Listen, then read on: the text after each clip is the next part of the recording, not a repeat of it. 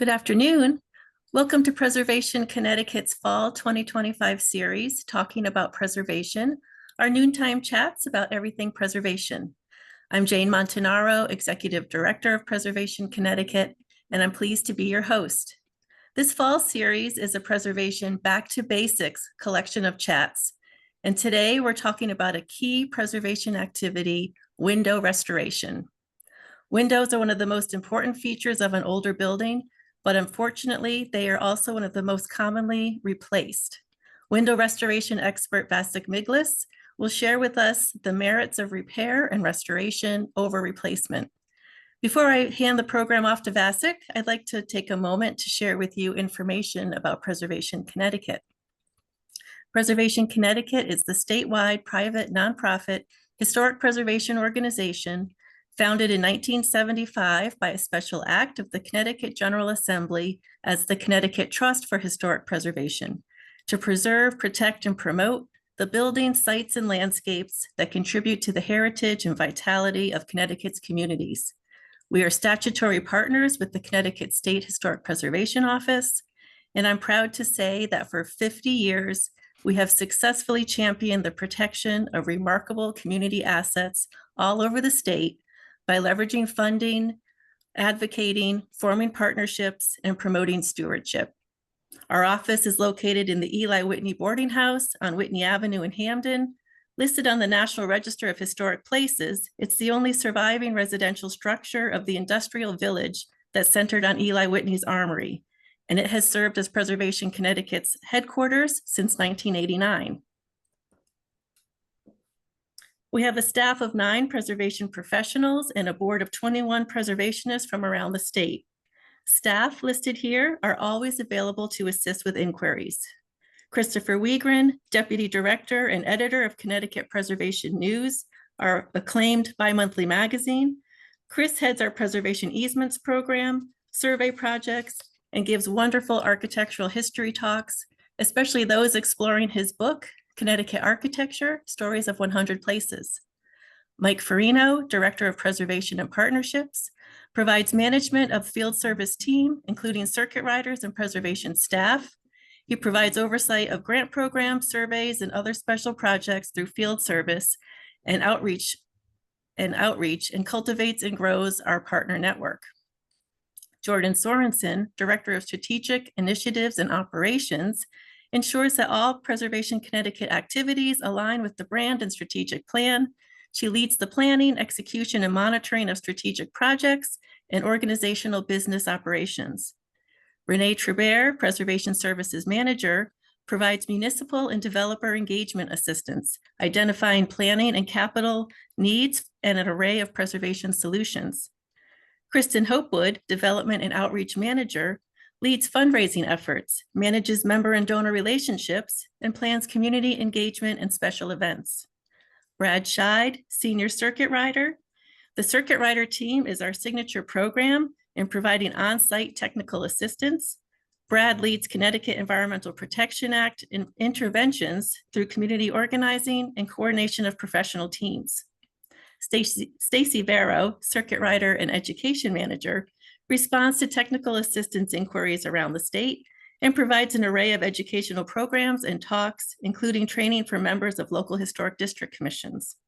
And Stefan Danchuk is Field Service and Program Coordinator, provides support to the Circuit Rider team with expertise in archaeology, grants management, and social media, and particularly in capturing drone images and creating video for us. These lunchtime chats have become an important and enjoyable tool for us to meet our mission. We're able to connect with the public and hear what's on your mind. Please feel free to use the chat feature to ask questions directly at the end of the presentation, or contact us afterwards for a call or a site visit. We'll be back in the spring with more talking about preservation programs. Be sure to tune in then, and also feel free to let us know what topics you'd like to explore with us. And now for today's feature, welcome Vacek Miglus, and I will stop sharing so you can take away the program. Okay, I thank you very Vacek. much. Thank you. My name is Vacek Miglus. I've been doing window restoration professionally just for a couple of years. I've spent the rest of my career in education doing teaching support for a physics department. When I retired, I decided I needed to do something to stay busy. I've owned three old houses, so 18th century, 19th century, and 20th century, so I'm familiar with it, and I served on a historic district commission for a bunch of years in Wethersfield. Uh, I was approached by Preservation Connecticut about doing a hands-on workshop for windows. And I said, well, I'd love to, except there's this issue with lead. And how are we going to deal with that? So I guess we're on Zoom now. With that, and then I asked, well, what do we want to cover? And I was told that basically just some basics. So I'm going to go, and also I realize that this is somewhat preaching to the choir, but why we should save old windows, why they are better, or yeah, why they're better than replacement windows. So I'll run through that, and then I'll do a quick video of me doing a re-roping and another quick video of doing a replacing of a pane of glass. Hopefully that will generate some questions that I can then answer further on. So with that, I am gonna share my screen as soon as I can find where I put my presentation. There we go. And then we'll do this. I'm gonna move all this over here. So why to save old windows? They fit your house. They were designed to fit that house. They may be weird, they may be failing, they may be drafty, they may be slightly crooked, but they really do fit. However, with proper weather stripping, you can make them not drafty. They fit the window openings that you have. If you put replacement windows in there, they are absolutely square. They're not going to fit exactly so. They're going to be smaller and they're going to make up that area.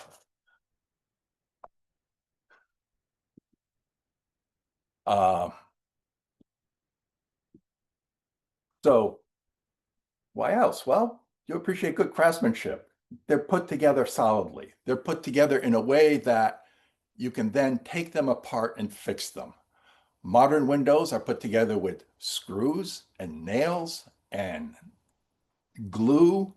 So when they fail, they're not replaceable. And, you know, plastic and metal windows are worse in that aspect too, because they're welded together. They are not replaceable. Also, wood allows the craftsman to build really unique shapes. Most of us are used to rectangular windows of one sort or another, but there were a lot of non-rectangular windows, round ones, ellipses, things like that, that just can't be replicated with modern products, unless you're going to do wood window replacements and replacing them with true wooden windows.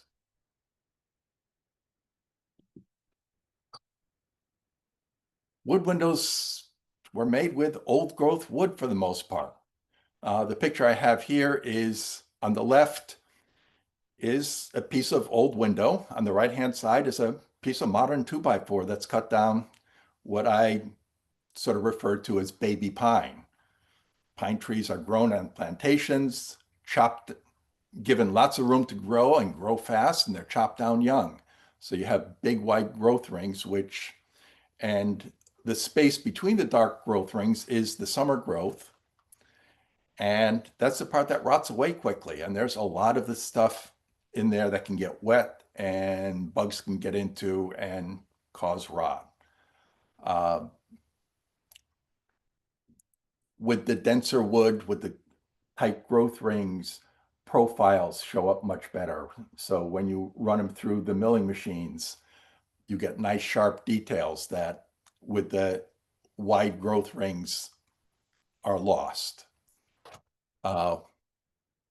Yeah, my last paragraph there is, once all the old cracked paint is removed, you have some truly beautiful windows. I oftentimes clients asked to have painted windows. I stripped them down to bare wood, and it just breaks my heart to put paint back over them because they look so pretty. Antique glass. Wavy glass is valued by a lot of people that have old houses. Today, glass is made as float glass. It's absolutely perfect. You can see through it perfectly. However, that character is no longer there. So if you have old windows and you have the old glass, it is a very cool thing to be able to look through your windows the way our grandparents and great grandparents and their grandparents looked through those same windows. And one of the things that's being sold to us with replacement windows is insulated glass. And yes, 2 layers of glass with an airspace between them are better than just 1 layer. However, and we'll get to this in the next slide, insulated glass fails and it's not repairable. If you have an old window and you have a storm window, you can take it apart, you can clean them. I know most of us don't clean them, but you can clean them. They'll look lovely for a long time. And the storm window, especially if it's on the outside, will protect the primary sash for a long time. On the left here is a picture of a slider, and the part on the right, the insulating glass failed. The seal that allows the argon gas or krypton gas or whatever they put in there failed. The gas leaked out, moist air leaked in, and it clouded the glass over. New windows come with warranties. You'll be lucky if they're 20 years. You'll be lucky if the company is still in business in 20 years to make good on that warranty if it fails beforehand. Old wood windows, if you break a piece of glass, you can replace a piece of glass. If you break a piece of glass, of insulated glass, maybe you can replace it if it's a good product, but more often than not, you'll end up replacing the entire unit. So with proper maintenance, a little replacing of putty, a little paint, your windows have lasted 100 years plus, and they'll keep going for a long time. Vinyl. Oh, vinyl is final, isn't it? And I saw a movie, well, probably about 20 years ago, named Blue Vinyl, about the vinyl industry, and it's kind of a nightmare. And once you buy a product and put it in your house, that nightmare comes to you. House fires, PVCs release. I mean, there's chloride. Chloride is really not good for you. And there's many other things in plastics that are absolutely horrible if they burn. And even if they don't burn, when they fail after 20 or 30, or maybe if you're lucky, even 40 years, you're going to be removing that and putting it in the landfill, and it's going to live in that landfill for a very, very long time.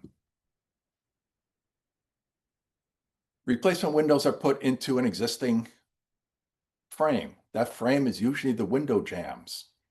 So they put into the window jambs, they put another box with their window in it, and the glass area gets smaller. You get less light. Yeah.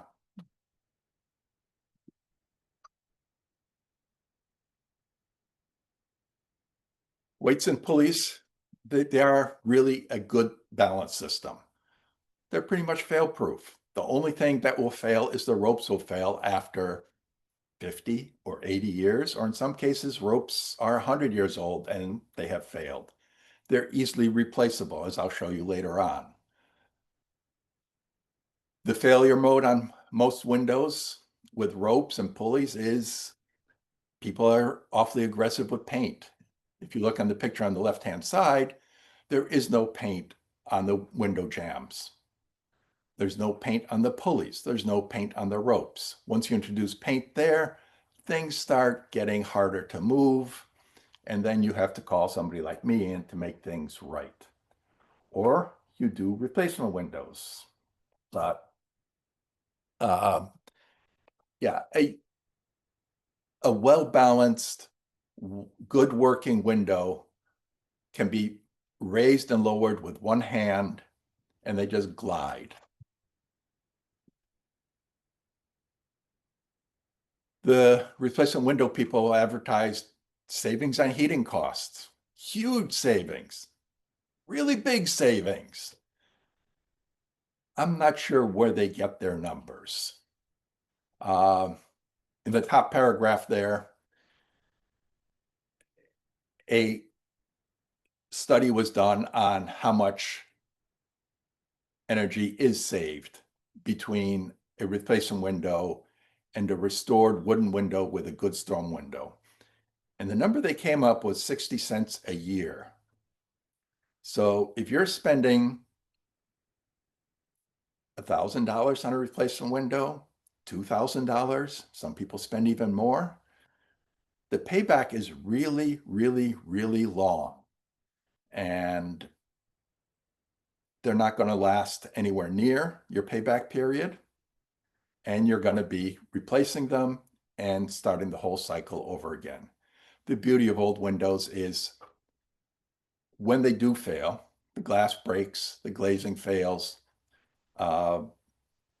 if they need weather stripping, these are all things that can be done reasonably for a reasonable amount of money and in and out and not contribute anything to the landfill. And the greenest building is the one that's already built. I touched on this already, but if you're not throwing anything away, they've already made the glass that's in your window. They've already cut down the wood and milled it to go in your house. The pulleys have been cast and have been there for 100 years plus. It doesn't take much to keep them going. Yes, when a window is being restored, there is some waste being generated. The paint that went on there, the old putty is being taken out and replaced, but it's a tiny amount compared to replacing that window.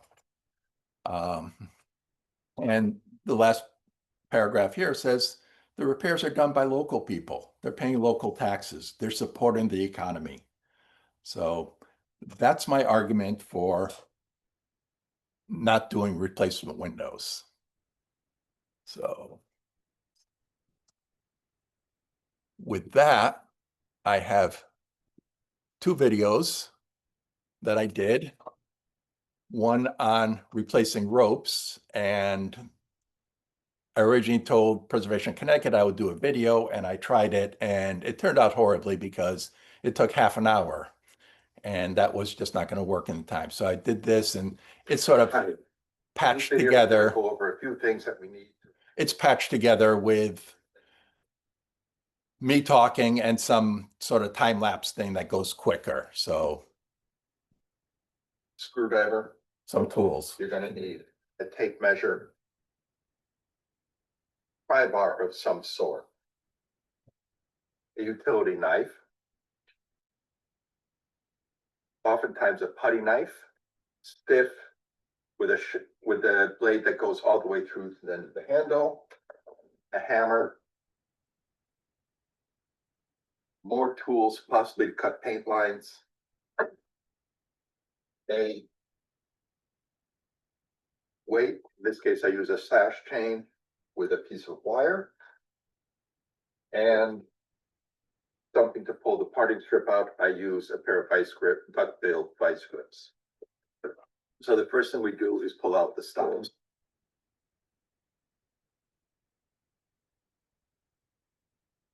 Stops are out. The bottom sash can come out now, and just roll it out. The ropes, if they're not broken, just fit in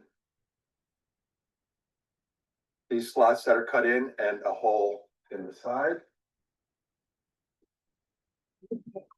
And the sash comes out. Then we have to take out the top sash. In this case, you have to get the top sash to go all the way down. Oftentimes it's painted in. You use tools like putty knives, ply bars, all the way around. And then once the thing is broken loose, hopefully, get it down to the bottom, take the parting strips out.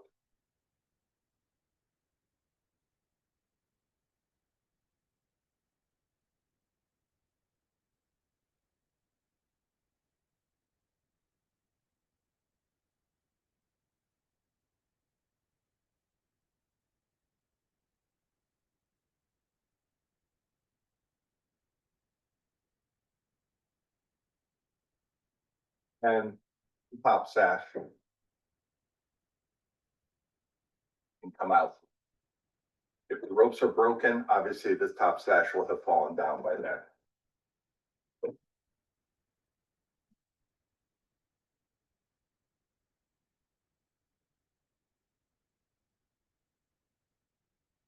get access at the weights. There's a little door usually cut into the side, held in by a screw. Actually, two screws, one at the top, one at the bottom.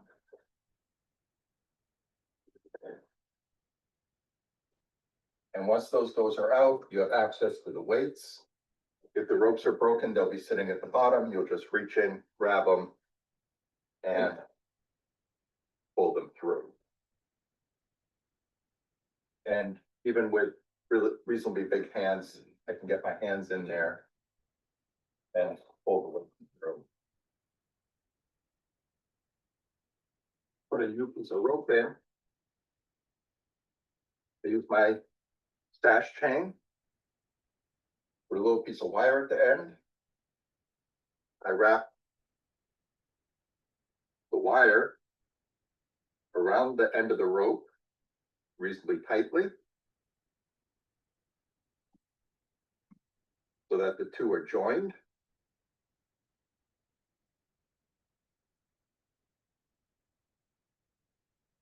I will take a little piece of tape.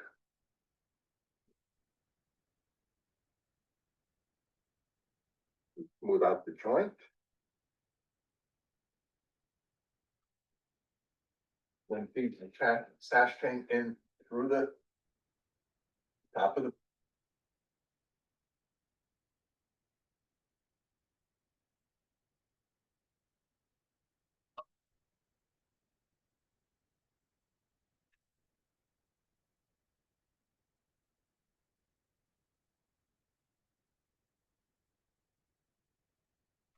You don't have to be a Boy Scout to tie these knots. They're very simple knots.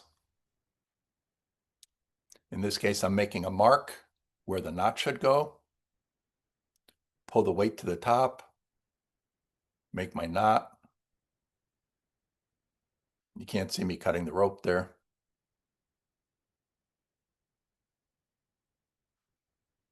I'm never going to make a good TikTok influencer.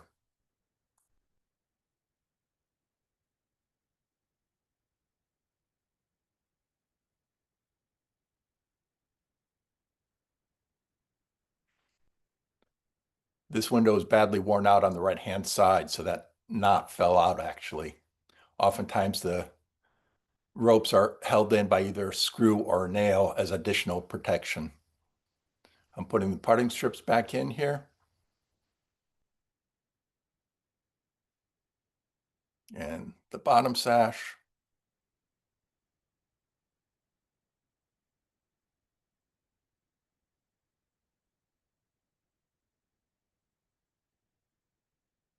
And put the window stops back in, and we're done.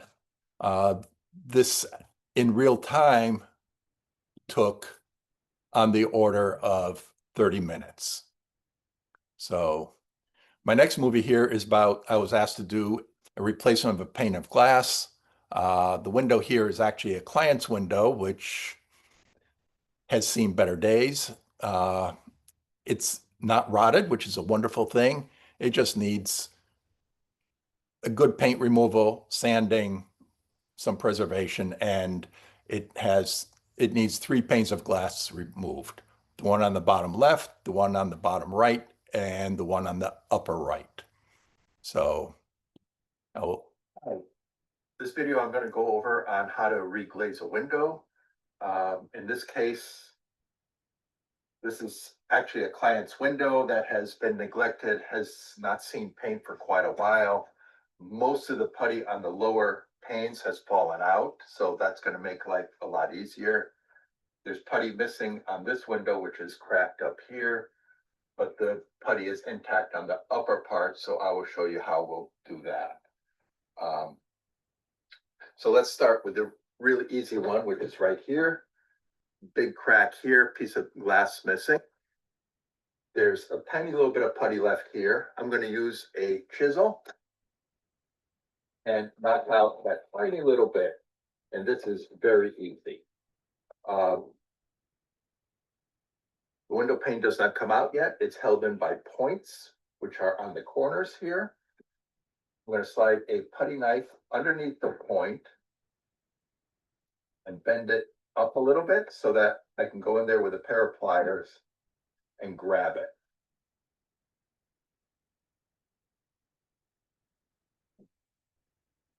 That, and there's points up on top here. And then I will reach in and get a pair of even those points. So there I am pulling the points out. And I struggled with that one a little bit.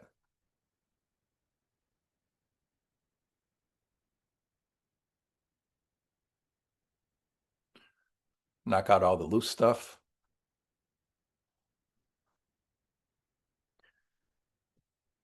And here I'm applying linseed oil to the rabbet. And the purpose of that is so that when I put the new putty in, the old dried wood is not going to suck up all the oil from the putty. If it does that, then the putty will simply fail prematurely. Here I am pulling the putty out from the upper window. I'm using an infrared heater to soften the putty. And a chisel to knock out the softer putty. The piece of metal there is to help protect the glass, even though ultimately I ended up breaking it. That's because I got lazy and didn't strip the very top of the window.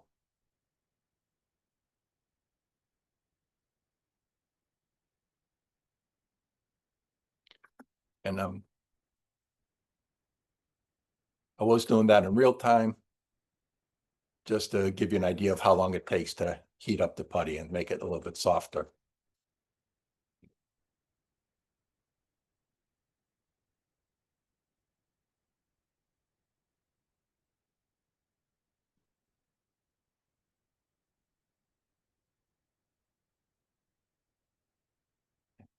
I'm going to zip ahead a little bit here.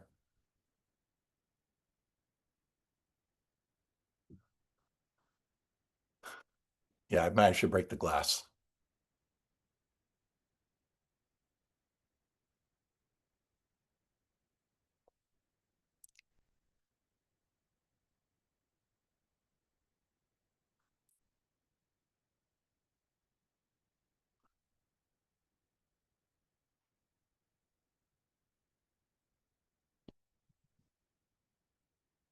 Okay.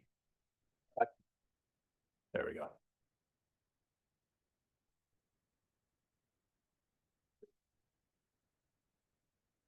So I got my putty here. I need to put a bedding putty into my rabbet. But first I have to get the putty up to temperature. Roughly about body temperature works well.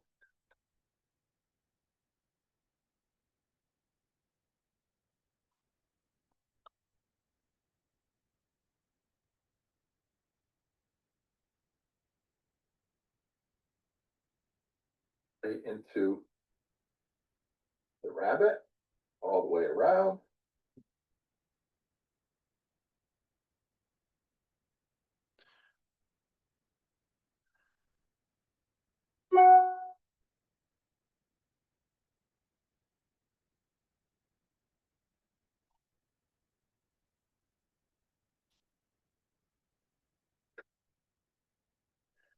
And I'm doing this on the easel so that to sort of, Putty all the way in and around.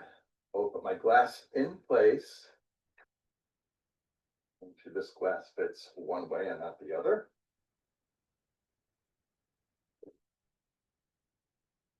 And then I will squeeze it in. And you carefully push the glass in, it will. so here, I'm carefully pushing the glass in. I'm going to go to another tool that will set the glass very nicely. But if you're doing it totally by hand, you have to be very careful not to put a pressure point on the glass and pop the glass in some way. Against the putty. What I use is a vibrating sander without any sandpaper. And it's kind of neat to see the putty squeeze out. Nicely. Then I will hold the glass in with glazing points. These are these little devices right there. You buy them at any hardware store. Put them in on the glass with a putty knife and work them into the wood.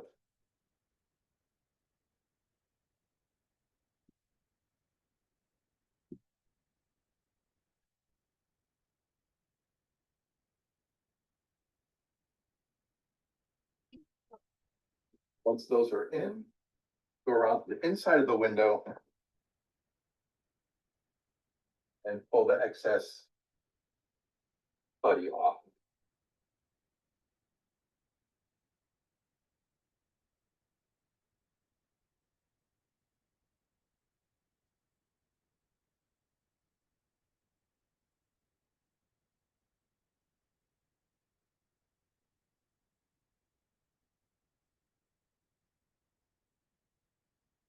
At the outside of the window.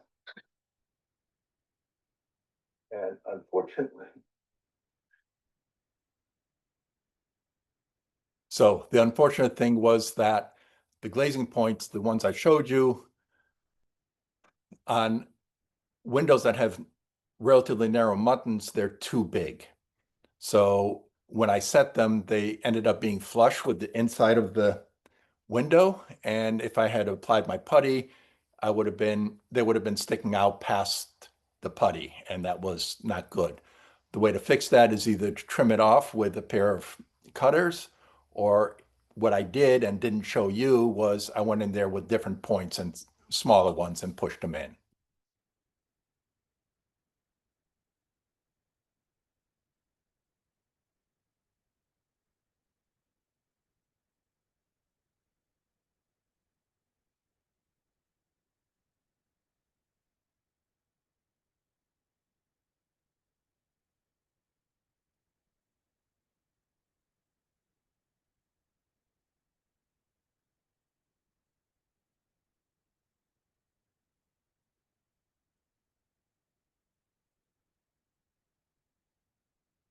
I wish I could work this fast.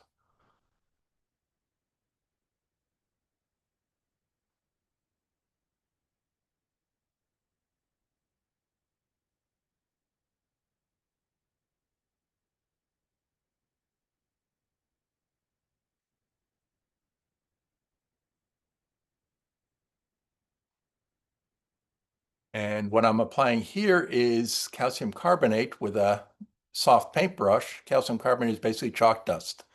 And what it does is it acts as a poultice, and it soaks up the oil from the glazing putty and cleans the glass very effectively. So that's it. So those are my bits there.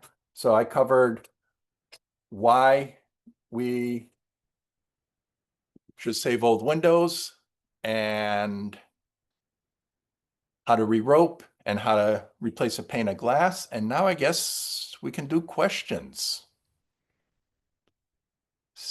So should I jump right in, Stacy? Well, let's answer the one that came through in the chat first, Sure. which is pretty easy. James asked, how do you feel about chains rather than ropes for supporting the weights in older windows? chains will last forever. However, if the chains were original to the window, they should certainly be kept. The profile of a pulley for change is slightly different than for a rope. The rope has a curved profile inside. The chain tends to have a squared off profile on the pulley. They will work. They'll be noisier, but it will work. The ultimate breaking strength of a rope is higher than that of the chain. So whatever makes you happy, I guess, is the answer to James. Any other questions there? Yes, Vacek, can you hear me? Yep. Okay, so just four quick things. What do you put in place when you take the sashes out of a client's window, and you want to work on them in your shop? What are you generally putting in place there while that window is gone? So if the clients have storm windows, we're going to leave it just as storm windows, Okay. unless it's in the middle of the winter. And then I will take a piece of styrofoam, the blue board or the pink board or whatever it Yeah. is, cut it down to size, fit it into the window opening to get a little bit more insulating value. Okay, If there is no storm window, I will plug the hole with a piece of plywood. okay, And again, cold weather, plywood plus a piece of styrofoam. okay. Number two is, what about when you come across muntins that are rotted? Do you have a template that you reconstruct that with, or do you generally use a epoxy product, or I try not to use epoxy. okay, Basically, epoxy is basically plastic. And while the part that is epoxied won't rot, there is an interface between the old wood and the epoxy. And I am concerned about water building up there and causing rot there. So that's my take on epoxy. So I would generally try to use a Dutchman, which is basically chop out a piece of wood, glue in a new piece of wood, and shape it. okay, I had one client in Hartford who had a house that the squirrels got into and chewed the muttons from the inside. The beauty of old windows is you can take them totally apart and you can make any part for them. And in this case, I machined new mutton strips for him. okay. And just if you can bear with me, just two Sure. more quick things. Where do you get if you have to replace a pane? Do you in your shop? Do you have a sort of inventory of old glass that you use, or and also glazing points? Would they have used glazing points in a house, an 1810 house? Like, how old are glazing points as a mechanical feature? Okay, let's do the glass part first. People throw away old windows. I salvage old windows. So yeah, old glass is available from that. Bentheim also sells new old glass made by the cylinder glass method. It's running about $30 a square foot plus an obscene amount of money for shipping, but such is Okay. life. Yeah, so up to now I'm using salvage glass for clients that want wavy glass. Points. I recently did a house. I was very lucky, right down the street from me. The house dates back to the very early 19th century, probably 1810, 1820. When I took the windows apart, they had glazing points in them. And they had two kinds. They had little pieces of sheet metal cut into tiny little sharp triangles that were pushed in. And the other ones were they looked like zinc nails. So they weren't iron, they were zinc, they weren't magnetic, and they weren't brass, so I'm assuming zinc. And those are simply pressed into the wood to hold the glass in. Okay, thank you. Thanks.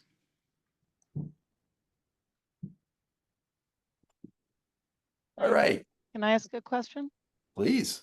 Oh, there we go. Oh, it says it's going to recognize my raised hand. That's kind of cool. So I have a house built in 1908, and it came with most of the original storms and some screens.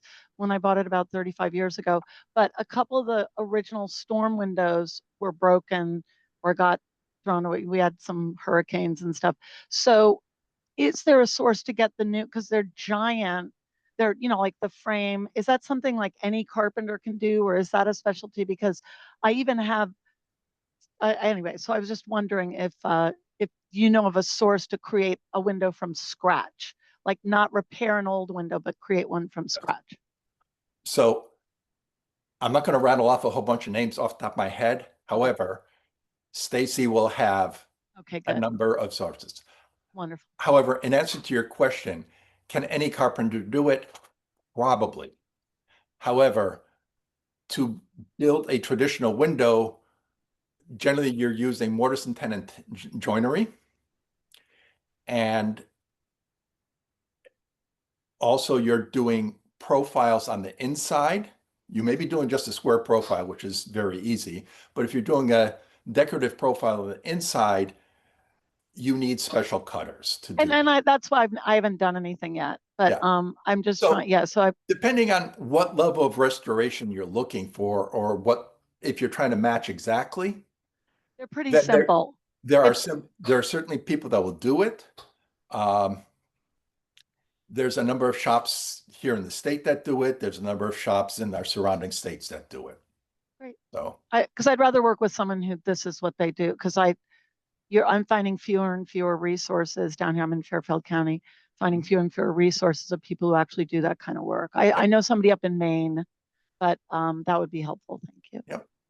So I'll get that to Stacy. Great. Thank you. Any other raised hands? Okay, so Preservation Connecticut supplied me with a list of questions that were submitted ahead of time. So I'm just going to run through them top to bottom. Bill asked, cheap source for wavy glass. Well, I guess I answered that. Salvage glass. People throw it away, put it to the curb. If you have any contacts with the replacement window people, I know we really don't want to talk to them, but they are a good source of replacement glass. The other place is either Craigslist or Facebook Marketplace or places like that. So people are selling old windows for not a lot of money. Next question is how to decide when to restore or replace. I'm a preservationist. You don't replace unless the thing is rotted and literally falling apart in your hands. With a traditional window, you can make any part you need. You can make a bottom rail, you can make the stiles, you can glue in parts of the stiles to make it. As I went over, you can make a new mutton strip. It's fixable. However, if you truly do have a piece of rot on your hands at this point, yeah, at that point you replace it. There are people that will make you windows, people that will replace your sills properly. So yeah. Faye asks about, what about show or shop windows? Well, if they're traditional based windows, they're simply bigger. Finding a piece of wavy glass that's huge is going to be really hard, but traditionally they were using plate glass anyway for really big windows. But yeah, the principles are the same. There are people who do this and it's just another day in life for them. Irma asked, is it beneficial to install exterior storm windows on 19th century windows, or is it best to leave uncovered? It depends what your priorities are. If your priorities are to protect the primary sash, which is your window, then put exterior storms on. If your priority is you really, really love and want to share how your windows look, then find some other solution for air infiltration and convection and conduction of that. So some people do really want the windows to show. But yes, it is beneficial to put an exterior storm on. Here's a question I can't answer because do you have any information or sources to get metal bolts to use to lift eastern sash, single sash bottom window sashes that I have on some of my original 6/6 windows made in the 18th century. For that, I would say, I need to see what you got to see how to duplicate it. If this can be shuffled through Stacy and Preservation Connecticut in general, I'd love to answer that. Best way to have storm and screen windows for 18th century Eastern style windows built, and how much would they cost? Again, we'll defer to Stacy. She'll have a list of people that will do it. As far as how much it cost, call up the companies and ask, because how big that window is going to determine how much it costs. Jackie is asking, insulating comparisons of restoration solutions discussed. For that, I would highly recommend, there we go, this book, The Case for Historic Windows. The author is Stacy Grinsfelder, and she goes in with footnotes the case for making a case for restoring windows as to a lot of the things I went over in my slides, why it doesn't make sense to throw out an entirely good window, and also from a energy preservation point of view, there are a number of studies that make the argument for old windows. Henry asks, when property owners can't be convinced otherwise, is there a list of folks accepting windows for salvage to help keep a few more out of the trash? We talked about this with Preservation Connecticut. They have a list of salvage yards that will accept these things. So again, through Preservation Connecticut. William is asking, what are ways to insulate old windows and make them less drafty? When I take windows out, I can do weather stripping. Use bronze or interlocking weather stripping on the jambs. Use silicone bulbs or interlocking weather stripping on the head of the window, on the bottom of the window, and on the meeting rails. The windows can be a lot tighter than they were originally. If you have existing interlocking weather stripping, clean it up, straighten it out, make it keep working for another 100 years, because it really does last a very, very long time. Donna is asking, what do you recommend for storm windows on historic sashes, exterior or interior? Again, I would recommend an exterior storm unless there is a strong argument for going with interiors. Of course, there's exceptions to it. One of those exceptions is if you have casement windows, then you're going to go with interior storms. Or if I have a client not far from my house, and we talked about his windows. It's an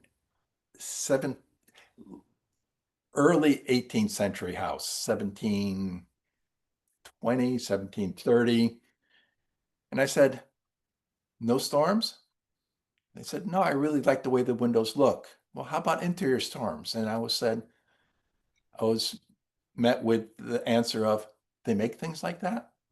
So, yeah. Next question is, what is the best way to keep learning about preservation after undergrad? There's a number of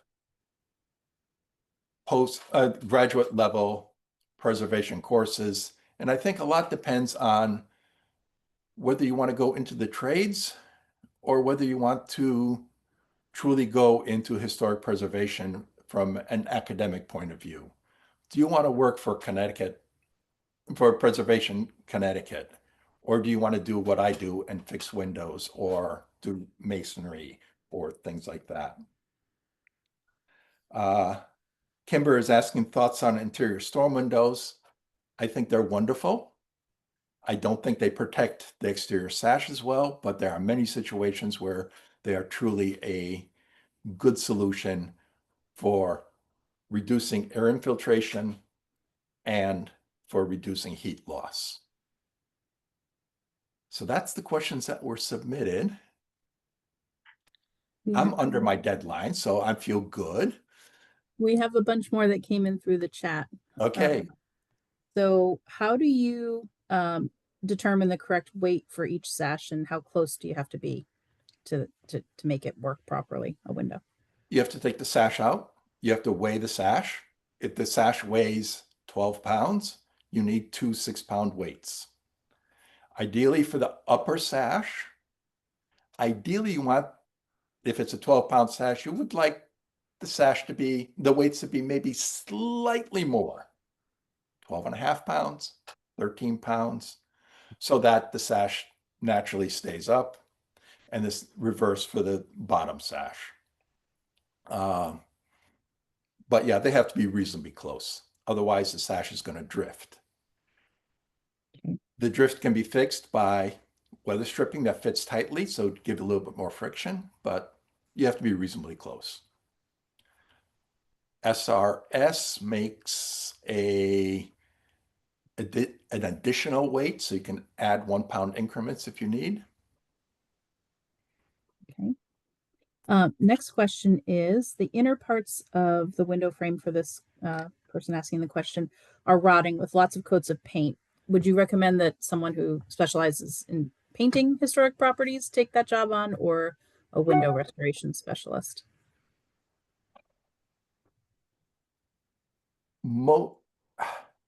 If it's an old house, you're dealing with lead paint.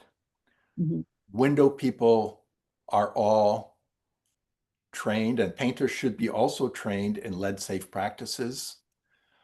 You want to make sure you don't contaminate your house with lead dust. You do want to strip the jambs of paint. If your parting strips are covered with paint, it's usually easier to replace them. We went over parting strips earlier. In the re-roping things, they often break. I'll often cut them out and just replace them. But yeah, a painter should be able to do this. The question is, do you trust your painter enough to do it? Painters love to paint. And paint is a wonderful glue. So that's my one hesitation. Okay. This person is asking, the upper sash of the windows are stationary. Do those get removed or restored in place? And also, is the second part of the question is there a way to add locks in an unobtrusive way to historic windows, in your opinion? So when I do single hung windows, which is the same as the upper sash being stationary, I will pull the sash simply because I find it a lot easier to work on a window when it's on a bench. I can putty easier. I can do a much better job painting. Everything works out better. And then I just put them back in. So yeah, locks on windows. There are pin locks that go through, a hole can be drilled through the sash and it will engage the jamb. There are a number of other lock mechanisms available. I'll put together a quick page and send it to you, and it can be shared. Great. And then, can you use an interior and exterior storm at the same time? What do you Sure. recommend for that? Sure. If you have storm windows on the outside and maybe they don't fit as well as they should, putting an interior storm will cut down on infiltration and cut down on heat loss. Does it make sense economically? Maybe, but that's best determined on a case-by-case basis. And I know Aaron put in the chat about the Window Preservation Alliance, and I know you had wanted to mention them as a resource, the Window Preservation. Yeah, so the question is, actually there was a question here, where do you find, oh, I skipped over that one, I'm sorry. Where to find glaziers and restorers? Thank you. Window Preservation Alliance is basically a professional group of people that do window restorations. They have a website and you can search by state, by whatever, for people that do this kind of work. they also have a lot of resources on how to and pointers for and other pointers, just like Connecticut Preservation Connecticut does. So, yeah. And I believe, actually, I was talking with Cratecraft in Waterbury, the guy who runs that, and they were talking about doing workshops on window restoration at some point. So that may be coming up in the future. Okay. Is that all of it? I think there was one question from somebody, Peter, I think, had a question earlier, or did that get answered? That got answered. Thank you. Thank you. All right. Well, actually, so I was going to ask about the weight, where the weights are. Mm-hmm. We often get people who say, "Oh, I'm getting a lot of draft through that box." Yes. Yes. It feels like you're getting a lot of draft. That can be addressed by making sure that, so the weight, the pockets that the weights sit in, Yeah. the outside of it is usually the window casing. Mhm. The inside of it is the interior window casing. So if that window casing is well caulked on the outside, that should help. The other place that breezy breezes can come in is from the basement. So especially if you have a balloon framed house, that's open to the basement. If there's nothing blocking it and there's no insulation in the walls, the air from the basement will come up, go up through the whole pocket, and you'll feel it coming in through the weight pockets, through the pulley holes. So, yep. Okay. So do a good, get the energy audit people and have them seal up your basement well, and that will help with your windows. Yeah. All right. Well, this was fantastic, Vacek. Thank you very much. All right. The video demonstrations are great. Thanks for putting the time into having those ready for us. Sure. All right. And we'll follow up with everyone with all of the extra resources that you asked for. And the meeting will be posted on our YouTube channel. And thanks everyone for joining us. Thank you so much. And thank you, Vacek. You're very welcome. We'll talk to you soon. All right. Bye-bye.